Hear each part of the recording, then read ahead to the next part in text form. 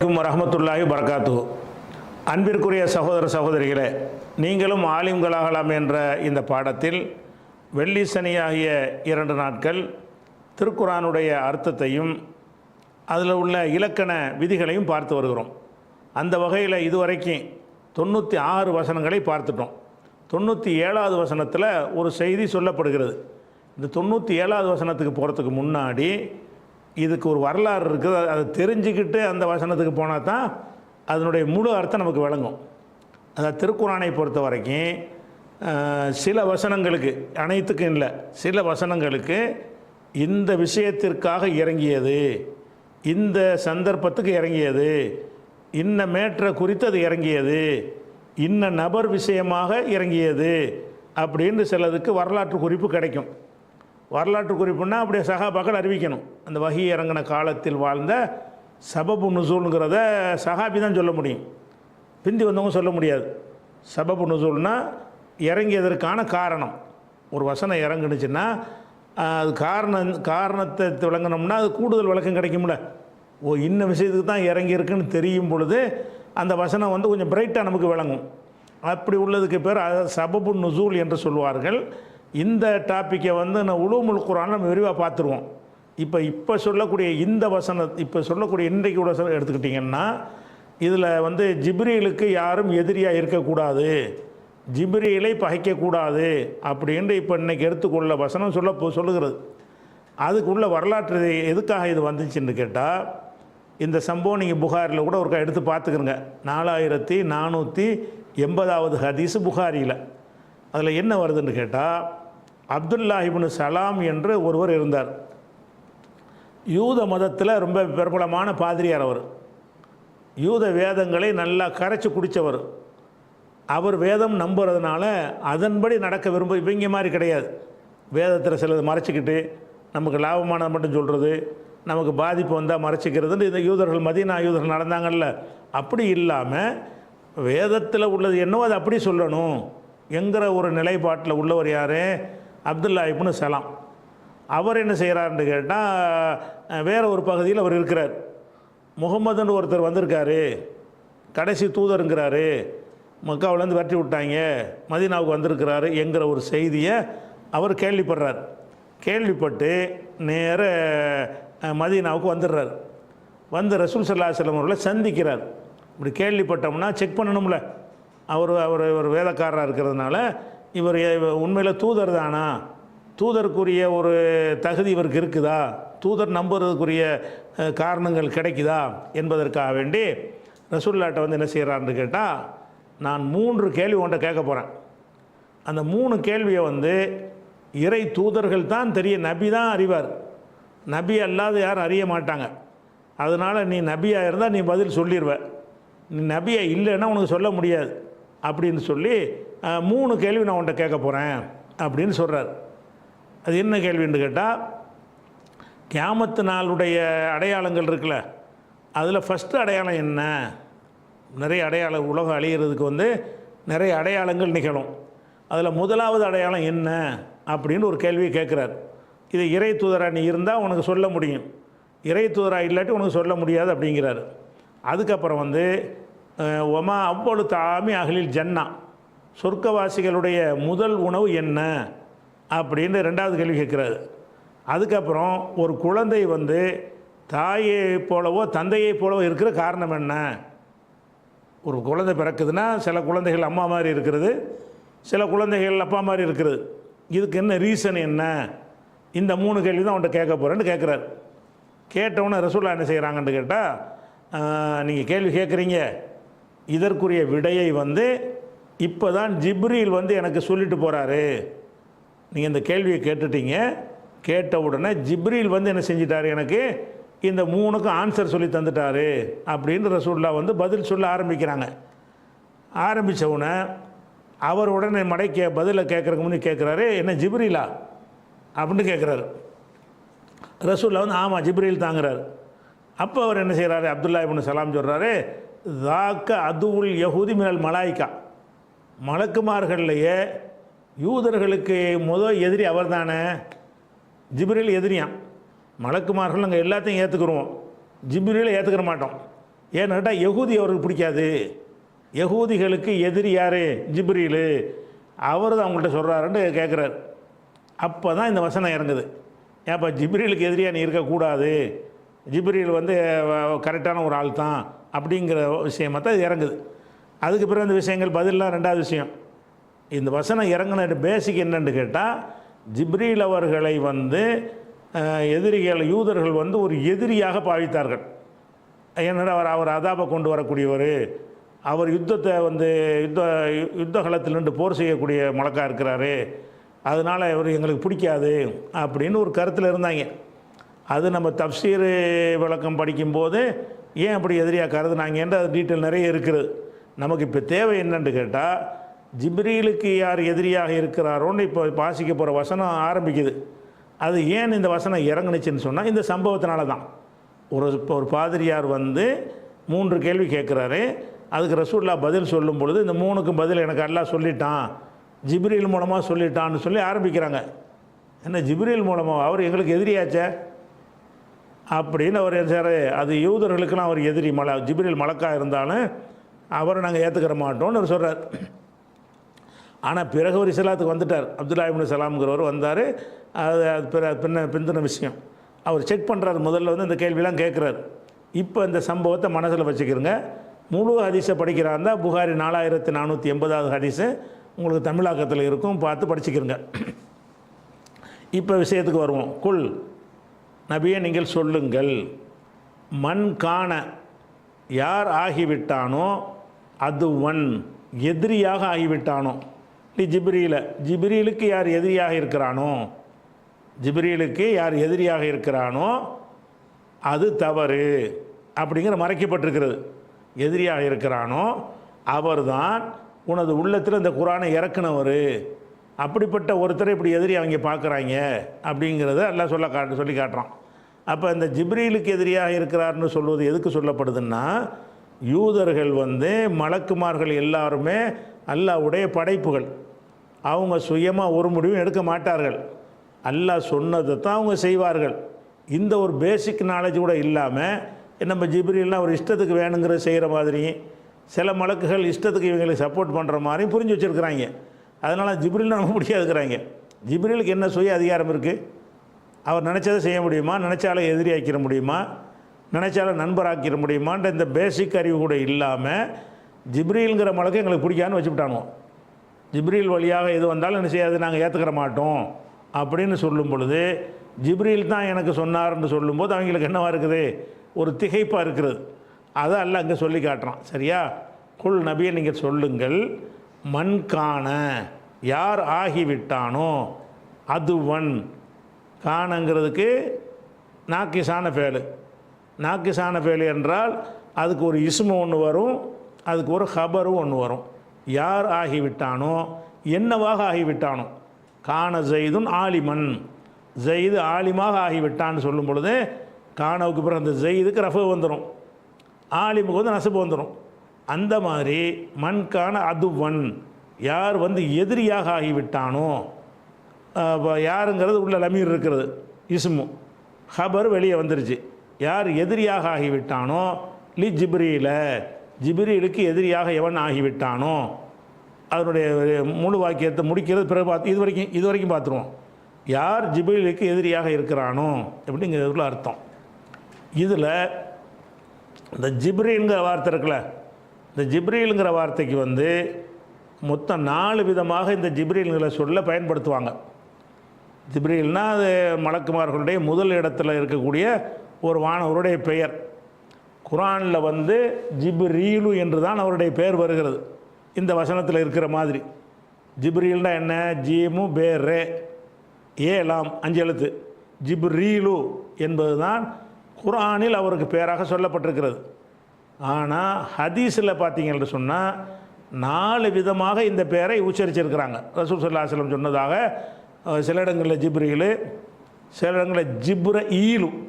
ஜிப்ரீலுன்னு சொல்லாமல் இந்த முதல் விஷயம் ஜிப்ரீலு. சரியா?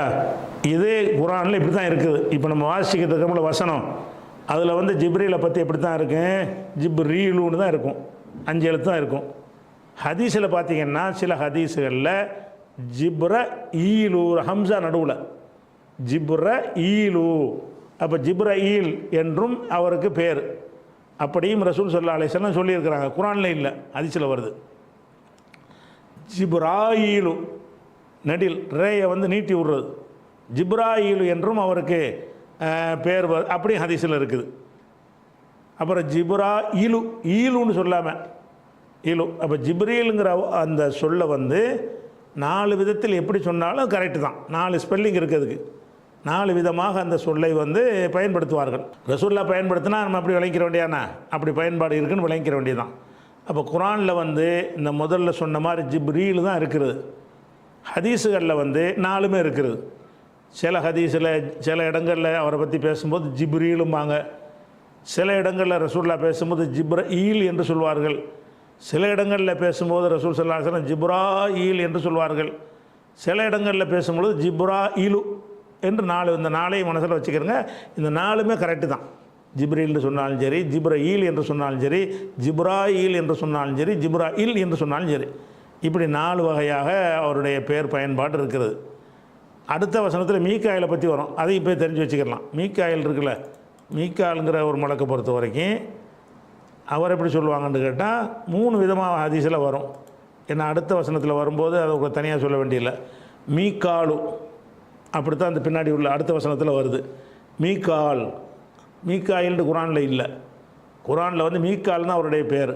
ஹதீஸுகளில் மீகா ஈலு என்று சொல்லப்படுகிறது, மீகா இலு என்றும் சொல்லப்படுகிறது.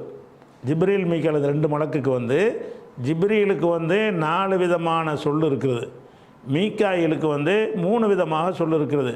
பழக்கத்தில் மீகா என்று சொன்னாலும் குரானில் அவர் வந்து மீகால் தான் வருது. மன் காணலி அதுவன் ஜிப்ரீல ஓ மீகால இன்னல்லாஹ் அதுவனில் காஃபிர் அடுத்த வசனத்தில் அவரை பற்றி சொல்லப்படுது. அப்போ ஜிப்ரீலுங்கிற வார்த்தை வந்து 4 விதமாகவும், மீகாயிலுங்கிற வார்த்தை வந்து 3 விதமாகவும் பயன்படுத்தப்படுகிறது. குர்ஆனில் உள்ளது ஜிப்ரீல் மீகால் தான், ஜிப்ரீலு மீகாலு. மீதி எல்லாம் ஹதீஸில் பயன்படுத்தப்படுது. இது ஒரு அந்த சொல்லை பயன்படுத்துறது எப்படிங்கிறதுக்காக வேண்டி பார்த்துக்குருவோம். இப்போ குல் நபிகள் நீங்கள் சொல்லுங்கள், மன் கான அதுவன், அதுவுன்னா எதிரி, எனிமி, பகைவன், யார் எதிரியாக இருக்கிறானோ, லி ஜிப்ரீல, ஜிப்ரீலுக்கு எதிரியாக இருக்கிறானோ. அப்போ ஜிப்ரீலுங்கிறது வந்து அதில் லாம் வந்திருக்குது, லீ ஜிப்ரீலண்டு. லாம் என்ன செய்யும்? ஜர்ரு செய்யும். அப்போ ஜர்ரு செய்யலை. இங்கே ஏன் செய்யலைன்னு கேட்டால் இது வந்து கைர முன்சரிஃப், அதாவது வேற்றுமொழி பெயர். இந்த ஜிப்ரீலுங்கிற அரபி வார்த்தையா? அரபி வார்த்தையில் இந்த மாதிரி ஜிப்ரீல் 5 எழுத்து உள்ள ஒரு சொல்லலாம் கிடையாது. அப்போ ஜிப்ரீலுங்கிறது டிக்ஷனரியில் அர்த்தம் பார்த்திங்கன்னா இருக்காது. ஜிப்ரீலுக்கு என்ன அர்த்தம்னு பார்த்தீங்கன்னா அகராதில் என்ன போட்டிருப்பாங்க? அது ஒரு மலக்கின் பெயர்னு போட்டிருப்பாங்க, அவ்வளோதான் போட்டிருப்பாங்க. அது பேராக தான் சொல்லி காட்டுவாங்களே தவிர ஜிப்ரீலுங்கிறது இந்த வார்த்தையிலேருந்து பிறந்தது, ஒரு வார்த்தையிலேருந்து பிறந்ததுன்னு சொன்னால் அது என்ன வசனு, இஸ்முல் ஃபாயிலா, இஸ்முல் மஃபூலா, என்ன மாதிரி ஒரு சொல்லணும்ல, அது எதுலேயும் சேராது. அப்போ இது அவருக்கு பேர். அப்போ அவருக்கு ஏதோ ஒரு பாஷையில் எல்லாம் நினைஞ்சிருக்கிறான், இந்த அவருக்கு பேரை வச்சுருக்கிறான். ஜிப்ரீலுங்கிறது ஏதோ ஒரு மொழியில் இந்த பேராக இருந்திருக்கும். பேரை வந்து இப்போ ட்ரான்ஸ்லேட் பண்ணக்கூடாதுல்ல.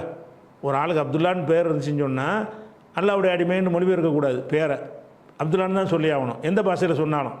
இப்போ ஜார்ஜ் புஷ்ஷுன்னு இருக்கார், ஜார்ஜ் புஷ்ஷுங்கிறது ஆங்கிலத்தில் உள்ளது.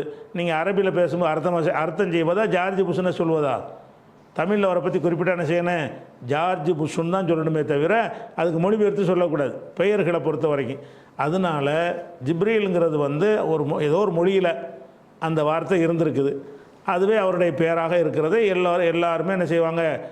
கிறிஸ்தவர்கள் கெப்ரியல்பாங்க, கிறிஸ்தவர்கள் ஜி காஃப் மாதிரி, அப்படி எல்லார்ட்டையுமே இந்த பேர் தான் அவர் பயன்படுத்தப்படுகிறது. வணங்குதா? அப்போ ஜிப்ரீலுங்கிறது வந்து பிறமொழி பேராக இருக்கிற காரணத்தினால் அதுக்கு வந்து ஜர்ரும் வராது, தன்மீன் வராது. அப்போ ஜிப்ரீலு ஜிப்ரீல 2 தான்.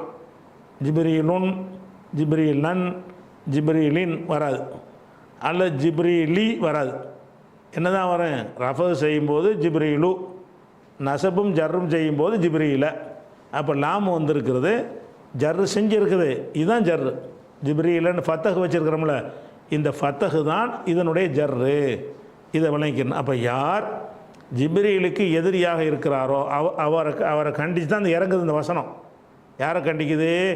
அப்துல்லா இப்னு சலாம் வந்து ஜிப்ரீல் சொன்னாலாம் என்ன அவர் எங்களுக்கு எதிரிங்கிறார்ல, அவர் சொன்னதுக்கு மறுப்பாகத்தான் அந்த ஸ்பாட்டில் தான் இந்த வசனம் இறங்குது. அப்போ யார் ஜிப்ரீலுக்கு எதிரியாக இருக்கிறாரோ இன்னஹு அவர்தான், இன்னஹுண்டா அவர்தான், நஸ்ஸலஹு இதை இறக்கினார், இதைங்கிறது குரான், நஸ்ஸலஹுன்னா இதை இறக்கினார், அலா கல்பிக்க உமது உள்ளத்தில் அவர் இறக்கினார், உமதுங்கிறது ரசூலுல்லாஹ் குறிக்கும், உமது உள்ளத்தில் இறக்கினார், பி இத்னில்லாஹி அல்லாஹ்வுடைய உத்தரவு பிரகாரம் இறக்கினார் இப்படின்னு சொல்லி வருது. இப்படி வந்துச்சுன்னு சொன்னால் அப்போ இந்த மண்காணன்னு வருதுல, இந்த மண் வந்துச்சுன்னு சொன்னால் மண் ஏற்கனவே சொல்லிட்டோம். என்ன சொல்லிட்டோம்? மண் என்பது கேள்விக்குறியாக வரும். மண் லரபக்க உன்னை எவன் அடித்தான், இப்படியும் அந்த மண்கிறது வரும். மௌசூலாக வரும். மௌசூலாக என்ன செய்யும் வரும். அப்போ ஜா வந்தான், மண் லரபக்க உன்னை அடித்தானே அவன் வந்தான், மௌசூலாகவும் வரும். இன்னொன்று என்னன்னு கேட்டால் ஷருத்தாகவும் வரும். ஷருத்தில் என்ன அர்த்தம்னு கேட்டால் இந்த மண்கிற வார்த்தைக்கு வந்த பிறகு 2 வாக்கியம் வரும். அந்த 2 வாக்கியம் வரும் பொழுது மண் லரபக்க உன்னை யாராவது அடித்தால் அல்ரிபுஹு அவனை நான் அடிப்பேன். அப்போ யாருங்கிறது யாராவதுன்னு மாறிக்கணும். மண்ணா யாருன்னு தான் அர்த்தம். ஷருத்துடைய மண்ணாக இருந்தால் என்ன செஞ்சிடறேன், யாராவதுன்னு மாறிக்கிறோம். அதோட அந்த வினை சொல்லலை வந்து அந்த ஆளுங்கிற அர்த்தம் சேர்ந்துக்கிறோம். அடித்தாள், வந்தாள், சாப்பிட்டாள், போனாள், பிடித்தாள், குடித்தாள்னு என்ன செய்யுங்க, அந்த ஆளுங்கிற மீனிங் வந்து அடுத்து வரக்கூடிய அந்த வினை சொல்ல சேர்ந்துக்கிறோம். அப்போ மண்காண காணண்டு ஆகிவிட்டான், மண்காண யாராவது ஆகிவிட்டால் அல்ல யார் ஆகிவிட்டானோ, 2 விதமாக சொல்லலாம். அப்போ காண என்றால் ஆகிவிட்டான், மண்காண என்றால் யார் ஆகிவிட்டானோ அல்லது யாராவது ஆகிவிட்டால், அது ஒன்லி ஜிப்ரீலுக்கு எதிரியாக யாராவது ஆகிவிட்டால் என்னங்கிற சொல்லணும்ல, அது சொல்லப்படலை, வேறு விஷயந்தான் சொல்லப்படுது. அப்போ ஜிப்ரீலுக்கு எதிரியாக யாராவது ஆகிவிட்டால் அவர் தான் இந்த குரானை உனக்கு இறக்கினார்னா அது பொருந்துதா? ஜிப்ரீலுக்கு யார் எதிரியாக இருக்கிறாரோ அப்படின்னு சொல்லிவிட்டு அந்த 2 வாக்கியம் வரணும்ல. ஒரு வாக்கியம் இப்படி வந்துருச்சு, இன்னொரு வாக்கியம் எப்படி வரணும், அதை முடித்து வைக்கக்கூடிய வகையில் வரணும். ஜிப்ரீலுக்கு யாராவது எதிரியாக இருந்தால் அவரை தண்டிப்பேன், அவர் வந்து மடமையில் இருக்கிறாரு, அவர் அறியாமையில் இருக்கிறாருன்னு ஏதாவது ஒன்று முடிக்கணும். முடிக்காமல் என்ன செய்யணும், அவருக்கு யார் எதிரியாக இருக்கிறாரோ அப்படின்னு சொல்லிவிட்டு அதுக்கு பொருத்தமில்லாத ஒரு பதில் பின்னாடி வருது. எப்படி? இப்போ இன்னஹு உறுதியாக அவர்தான், நஸ்ஸலஹு இதை இறக்கினார், அலா கல்பிக்க உமது உள்ளத்தில் இறக்கினார், பி இத்னில்லாஹி அல்லாஹ்வுடைய உத்தரவு பிரகாரம் உமது உள்ளத்தில் அவர்தான் இறக்கினார். அப்போ இது 2 பொருந்துமா? ஜிப்ரீலுக்கு யார் எதிரியாக இருக்கிறாரோ அவர் தான் உள்ளத்தில் இறக்கினார்னு சொன்னால் அது 2க்கு மேட்சாவலைன்னு என்னென்னு கேட்டால் இது நம்ம சிந்தனைக்கு விளங்கும் என்று சொன்னால் அல்லாஹ் நினைஞ்சிரும், அதை சொல்ல மாட்டோம், நமக்கே விளங்கும். அப்போ யார் ஜிப்ரீலுக்கு எதிரியாக இருக்கிறீங்களோ அவர்கள் வந்து கெட்டவர்கள், அவர்கள் அறிவியினர்கள் அப்படிங்கிற மறைக்கப்பட்டிருக்கிறது. இந்த இன்னகுண்டு வருது அது அல்ல. இந்த 2வது வாக்கியம், 2வது வாக்கியம் எதுன்னு கேட்டால் ஜிப்ரீலுக்கு யார் எதிரியாக இருக்கிறார்களோ அவர்கள் அறிவியினர்கள் வச்சுக்கிறங்க. ஏதோ ஒன்று அந்த கருத்துப்பட அது தவறு. ஜிப்ரீலுக்கு யாராக எதிரியாக இருந்தீர்களே ஆனால் அது தவறு, அதில் ஜிப்ரீலுக்கு யார் எதிரியாக இருந்தீர்களே ஆனால் அவர்கள் குற்றவாளிகள், ஜிப்ரீலுக்கு யாராவது எதிரியாக இருந்தீர்களே ஆனால் அவர்கள் அறியாதவர்கள். அதை கண்டிக்கிற விதமான ஒரு வாக்கியத்தை நீங்கள் போட்டுக்கிறங்க. அது வந்து இங்கே சொல்லப்படலை. நம்ம அறிவை கொண்டே அந்த நம்ம விளங்கிக்கிறதுனால அதை விட்டுருவான்லாம். அப்போ மண்கான் அது ஒன்லி ஜிப்ரீல யார் ஜிப்ரீலுக்கு எதிரியாக இருக்கிறீங்களோ அப்படி நிப்பாட்டிக்கிறது. பேச்சில் இப்படிலாம் வரும், சொல்லில் எழுத்தில் முழுசாக எழுதிடுவோம். நம்ம பிள்ளைகளை மிரட்டுமோ, நீ பேச்சு கேட்கலன்னு வச்சுக்க அப்படின்னு சொல்லுவோம். என்ன செய்வோன்னு சொல்ல மாட்டோம். அதாவது பேச்சு வழக்கில் சொல்லும் பொழுது இந்த 2வது வாக்கியத்தை வந்து நம்ம என்ன செய்ய மாட்டோம், சில இடங்களில் சொல்லுவோம், சில இடங்களில் சொல்ல மாட்டோம். ஒரு மகனை ஒரு மாணவனை ஆசிரியர் வச்சுக்காரு, வீட்டு பாலனை செய்யலை அப்படிம்பார். செய்யலைன்னா என்ன, செய்யலைன்னா அடிப்பேன்னு அர்த்தம், சொல்ல மாட்டார். செய்யாமல் நீ வந்து பாரு அப்படி அதுதான் சொல்லுவார், தவிர அவர் என்ன செய்யணும்னு சொல்ல மாட்டார். இது பேச்சில் ஜாஸ்தி. எழுத்தில் எழுதுனா அப்படி சொல்ல மாட்டோம். நீ வீட்டு பாடம் எழுதாவிட்டால் உன்னை அடிப்பேன் அப்படி தான் எழுதணும். பேச்சில் சொல்லும்போது என்ன செய்வோம்னு கேட்டால் அந்த தோரணையிலே அதில் பதில் விளங்கிடும். யாராவது ஜிப்ரீலுக்கு எதிரியாக இருந்தீங்கன்னு வச்சுக்க அப்படின்னு சொல்லும் பொழுது அது எனக்கு பிடிக்காது, இந்த மாதிரி சொல்ல நான் விரும்பலை, இப்படி சொல்கிறவன் கண்ணத்துக்கு உரியவன் தப்பானவன் அப்படிங்கிறது அந்த தோரணையிலே விளங்கிடும். அதனால் இந்த வார்த்தைக்கு உரிய இந்த ஷர்த்துன்னா ஜவாப் வரணும்ல. ஷர்த்துனா என்ன வரணும்? யாராவது அடித்தால் இது ஷர்த்து, நான் அடிப்பேன் ஜவாபு, நீ வந்தால் ஷர்த்து, நான் தருவேன் ஜவாபு. ஜவாபுன்னா அந்த அந்த அந்த முடிச்சு வைக்கக்கூடியது. சரியா? அப்போ யார் ஜிப்ரீலுக்கு எதிரியாக இருக்கிறார்களோ அது ஷர்த்து. அதை என்ன முடிக்கணும்? அது தவறு அப்படின்னு முடிக்கணும். அது இங்கே இல்லை, வேறு விஷயத்துக்கு போகுது. அப்போ ஜிப்ரீலுக்கு எதிரியாக இருக்கிறாரோ என்பதில் வந்து ஷர்த்துடைய மண்ணு தான் வந்திருக்கிறது. அந்த ஷர்த்து மட்டும்தான் இங்கே இருக்கிறது. அந்த ஷர்த்துக்குரிய ஜவாபு இங்கே இல்லை. இல்லைன்னா என்னது? அது வந்து தவறுன்ற அல்லாஹ் சொல்கிறான். தவறு அது எப்படி சொல்கிறான்னு கேட்டால் அவருடைய புகழை சொல்கிறான் பின்னாடி. அடுத்து புகழை சொல்லும் பொழுது ஓ அவர் நல்ல அளவில் காட்டப்படுது, அப்போ எதிரியாக இருக்கக்கூடாதுன்னு விளங்கிடுவாங்க. அப்போ அதுக்கு தான் அல்லாஹ் என்ன செய்கிறான்னா யார் ஜிப்ரீலுக்கு எதிரியாக இருந்துன்னு வச்சுக்க அப்படின்னு நிப்பாட்டிவிட்டு அவருடைய புகழை சொல்ல ஆரம்பிக்கிறான். அப்போ இந்த இடத்துல என்னன்னு கேட்டால் அந்த மண் என்பதற்கு இரு வாக்கியங்கள் வரணும். சில இடங்களில் பேசும்போது மாத்திரம், சில இடங்களில் இரண்டாவது வாக்கியத்தை சொல்ல மாட்டோம். இந்த எச்சரிக்கை பண்ணும் பொழுது, கண்டிக்கும் பொழுது, அந்த மாதிரி இடங்களில் என்ன செய்வோம்னு கேட்டால் அந்த தோரணையில் கொண்டு வந்துடுவோம். எவனாச்சும் இதை மீறி நடந்தீங்க அவ்வளோன்னு சொல்லுவோம். மீறி நடந்தால் என்னங்கிற சொல்ல மாட்டோம். அப்போ விளங்கிறேன் இவர் என்னமோ செய்வார், நம்மளை மீறி நடந்தோம் என்றால் இவர் தண்டிப்பார் அப்படின்றது அந்த தோரணையில் விளங்கிடுவான். அப்போ இந்த பேச்சு வழக்கில் குரான் பேச்சாக அருளப்பட்ட காரணத்தினால அந்த அந்த துணியில் இதை சொன்னீங்கன்னா அது அர்த்தம் சரியாக வந்துடும். சும்மா இப்படி சொன்னால் வராது. யார் ஜிப்ரீலுக்கு எதிரியாக இருக்கிறானோ அப்படி அர்த்தம் செய்யக்கூடாது. யாராவது ஜிப்ரீலுக்கு எதிரியாக இருந்தீர்களே ஆனால் அப்படியாக்க இந்த துணி இப்போ அது பதில் தேவைப்படாது, உங்களுக்கு வழங்கி போயிடும். யாராவது ஜிப்ரீலுக்கு எதிரியாக இருந்தால்ங்கிறத அந்த துணியில் நீங்கள் சொன்னால், சும்மா தூங்கி வழிகிற மாதிரி இந்த துணியில் சொன்னால் அது என்னென்னு ரிசல்ட்டை தேடுவீங்க. யார் ஜிப்ரீலுக்கு எதிரியாக இருக்கிறாரோ என்னங்க ஒன்றும் வழங்கலேம்பிங்க. யார் ஜிப்ரீலுக்கு எதிரியாக இருக்கிறீர்களோ இப்படின்னா அது வந்து எனக்கு பிடிக்காது, நான் ஒத்துக்கிற மாட்டேன், அது தப்பு, அந்த அந்த கருத்து உள்ளே அடங்கியிருக்கும். அப்போ இந்த குரானில் வந்து சில இடங்களில் வந்து இந்த பேச்சு வழக்காக இருந்ததுனால பேச்சில் எப்படி சிலதை வந்து சொல்லாமல் அவங்க சிந்தனையின்பால் விட்டு விடுகிறோமோ அப்படி தான் இந்த குரானில் விடப்பட்டிருக்கும். எழுத்தாக இருந்தால் இப்படி இந்த மாதிரி நடையெல்லாம் தப்புன்றுவாங்க. எழுத்து குரான் வந்து பேச்சாக அருளப்பட்டு பிந்தி எழுத்தாக ஆக்கினது, எழுத்தாக அருளப்படலை. அதனால் வந்து பேச்சாக அருளதுனால அந்த துணியில் அதை சொல்லி பார்த்தீங்கன்னா அந்த பதிலை சொல்ல வேண்டிய தேவையில்லை, ஜவாபு வந்து நமக்கே விளங்கிடும். அப்போ இங்கே எப்படி சொல்லணும்? யார் ஜிப்ரீலுக்கு எதிரியாக இருக்கிறார்களோ அப்படின்னு பாட்டிடணும். அப்போ எதிரியாக இருக்கிறார்களோ அவங்கள தண்டிப்பு என்னமோ வச்சுக்கிறோங்க. அது அல்லாவுக்கு பிடிக்காத ஒரு விஷயங்கிறத சொல்லக்கூடிய எந்த வார்த்தை வேணாலும் போட்டுக்கிறோங்க. இது முடிஞ்சிச்சு, அவ்வளோதான். அந்த வாக்கியம் ஃபினிஷ். பாதி வாக்கியம் தான் இருக்குது, ஆனால் ஃபினிஷ் ஆகிடுச்சு. ஃபினிஷ் ஆகுது எப்படி ஆகும்? அந்த இன்னொரு பாதி வாக்கியம் நம்ம சிந்தனையில் விளங்குது. சொல்லிவிட்டு நீங்கள் ஒரு எதிரிங்கிறீங்கள, இப்போ அவர் யார் தெரியுமா எதிரிங்கிறீங்கள? நான் சொல்கிற குரான், ஒட்டுமொத்த குரான் அவர் தானப்போ சொன்னார். நீ என்ன அந்த 3 கேள்விக்கு சொல்லும் பொழுது இது ஜிப்ரீல் எதிரிங்கிறிய, மொத்த குரான் அவர் தான், அவர் வழியாக தான் எனக்கு வந்துச்சுன்னு அடித்து சொல்லுங்கள். இவங்க எதிரியாக இருந்தால் நம்ம ஜிப்ரீல்கிட்டேருந்து வரலன்னு மாற்றி பேசணுமா? எந்த ஜிப்ரீல் எதிரியாக கருதுறியோ அந்த ஜிப்ரீல் தாண்டா குரானே எங்களுக்கு தந்தார். இப்போ என்ன செய்ய போகிற? அந்த ஸ்டைலில் அல்ல பதில் சொல்ல சொல்கிறான். ஃப இன்னஹு, நிச்சயமாக அவர் ஜிப்ரீல், நஸ்ஸலஹு, இதை இறக்கினார். இதைன்னா ஹூண்டா இதை, இதைங்கிறது குரானைத்தான் சொல்லுது, விளங்குறதுனால அது லமீர் சொல்லலை. நஸ்ஸலஹுன்னா இதை குரானை இறக்கினார். அலா கல்பிக்க, உனது உள்ளத்திலே, முகமதே உனது உள்ளத்திலே இறக்கினார்.